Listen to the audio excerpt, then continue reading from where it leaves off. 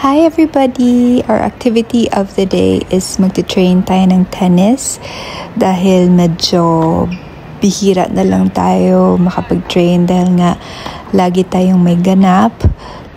Pero kailangan natin mag-train at magpapawis dahil masyado tayong maraming kinain sa ating mga travels lately, sa ating mga trips. So, let's go!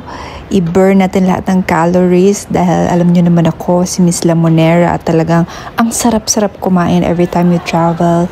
Congrats pala sa ating Pinoy Pride, Alex Ayala, kakapanalo lang niya. And of course, andito tayo dahil hindi tayo magiging next Alex Ayala. Of course, nandito lang tayo talaga para mag-enjoy at maglaro ng tennis. Dahil so far, I'm loving it. Pero wala naman akong goal na maging next Alex Ayala. Siyempre, hindi ko kayang ma-achieve yun. Napakagaling niya. Andito na tayo para magpapawis, mag-burn ng calories, and of course, to enjoy playing with my friends. Kung kaya ko na mag-play, kasi ngayon, siyempre, nasa training stage pa lang tayo at lumilipad ang bola natin kahit saan. So, let's see after a few months from now kung carry bells na ba lumaban at makipagsabayan. Pero sa totoo lang, actually hindi talaga madali ang tennis. Nung nagsimula ako mag-train for this, talagang nakakahingal siya. Pero magandang exercise siya. But of course, as a sport, hindi talaga siya biro.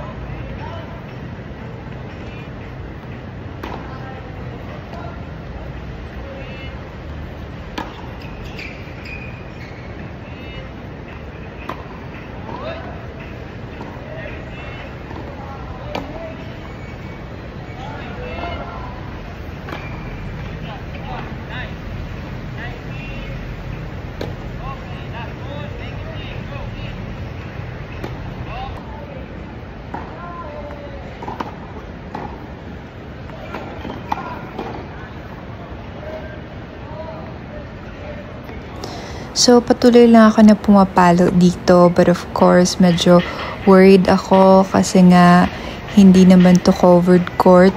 Tapos tingnan nyo ang dilim-dilim na at ramdam mo ng anytime. Actually, umambon na nga niyan pero parang alam mo yung dumaan lang. So, iniisip namin, okay, we continue at baka hindi naman uulan talaga.